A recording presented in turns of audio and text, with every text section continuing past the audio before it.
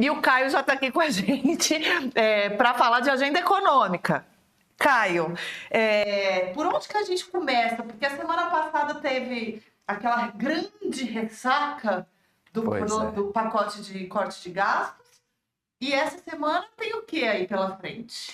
Olha, Flávia, boa tarde para você, para o pessoal do Rio, a todo mundo que está acompanhando aqui a nossa cobertura. Realmente, uma semana ali pós-ressaca, que foi até mais fraca no sentido da agenda econômica, dos dados, indicadores que saem toda semana. Essa semana, nesse sentido, vai ter bastante emoção, tá? Para começo de conversa, uma coisa que muitas vezes não tem uma data certa, ali são discussões, tramitações no Congresso Nacional, reforma tributária, da parte da promulgação da reforma tributária da parte do consumo e do pacote fiscal, que são os destaques aí nesse eixo econômico, né? O pacote, Flávia, vale lembrar que segue fazendo muito preço no dólar. Qualquer movimento com relação ao pacote fiscal, no sentido de se ele for desidratado no Congresso Nacional ou se ele for melhorado no entendimento aí de agentes do mercado, pode fazer o dólar voltar um pouquinho ali antes dos R$6, né, dos 5 e alguma coisa, ou se o mercado entender que ele vai ser desidratado, o dólar pode continuar bem elevado, e isso trazendo todos os impactos econômicos que a gente vem comentando ao longo da semana. No sentido do Congresso, o que tem data definida, tem data marcada, a gente pode cravar, e que vai ser amanhã, às 9 horas da manhã, é a sabatina de 3 indicados do governo para o Banco Central. O Comitê de Política Monetária do Banco Central, que é quem toma as decisões da taxa Selic, que é a taxa básica de juros da economia, 2 diretores, os mandatos deles vencem agora em dezembro. E o Gabriel Galípolo, que já fazia parte do colegiado, vai assumir como presidente. Então abriram 3 vagas, o governo fez a indicação desses 3 nomes, devem passar pela sabatina sem grandes surpresas, mas por protocolo tem a sabatina amanhã, os senadores vão lá fazendo as perguntas, e isso então pode dar uma nova configuração, dará uma nova configuração para o Copom, para o Banco Central, a partir de janeiro, que o governo vai ter, além do presidente, daí tem a indicação do presidente que vai ser o Gabriel Galípolo, como eu comentei, vai ter maioria ali no colegiado, na autarquia monetária.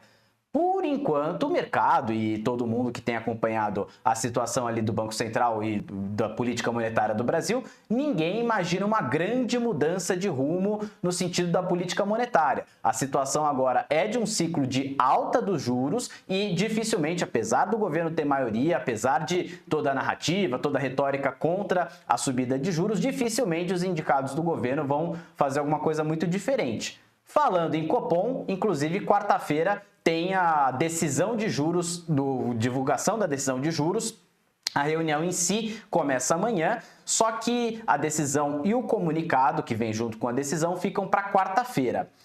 O Banco Central sempre está olhando meses à frente, então nem a inflação oficial que vai sair amanhã, o IPCA, de outubro, e que deve trazer uma desaceleração com relação ao IPCA de setembro, segundo ali, inclusive, alguns analistas ouvidos, né, a mediana de expectativas do Poder 360, dali que o número da inflação vai ficar mais ou menos em 0,35% em novembro, sendo que em outubro foi 0,56%. Mas mesmo com essa desaceleração, não muda nada para a decisão de juros de dezembro, por conta do seguinte: o Banco Central sempre olha meses na frente, porque toda decisão de política monetária leva ali de 6 meses a 1 ano para ter impacto na economia real. Então, o BC deve aumentar os juros. Esse impacto só vai ser sentido na economia daqui a alguns meses. Então, está sempre olhando muito para o futuro, muito menos do que olhando pelo retrovisor.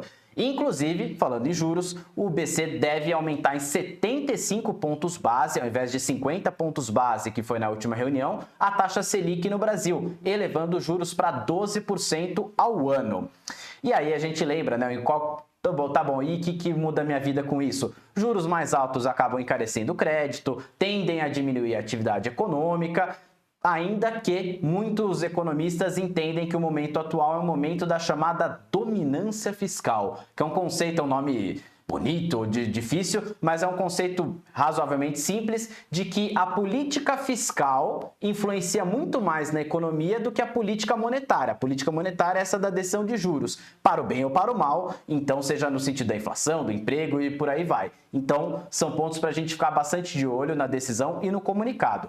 também temos que ficar de olho nos Estados Unidos. Tudo que acontece nos Estados Unidos no sentido econômico acaba influenciando muito o resto do mundo, é a maior economia do mundo, então aqui nos emergentes tem um impacto bem direto. Nos Estados Unidos, essa semana tem inflação ao consumidor e inflação ao produtor sendo divulgados, ao consumidor na quarta e ao produtor na quinta. Tudo isso deve fazer com que o Banco Central dos Estados Unidos, ao contrário do nosso, diminua os juros na semana que vem. Não vai ser essa semana, só na semana que vem os juros. Então, mais para frente a gente fala de Federal Reserve. Por enquanto a gente fala de Copom, Flávia.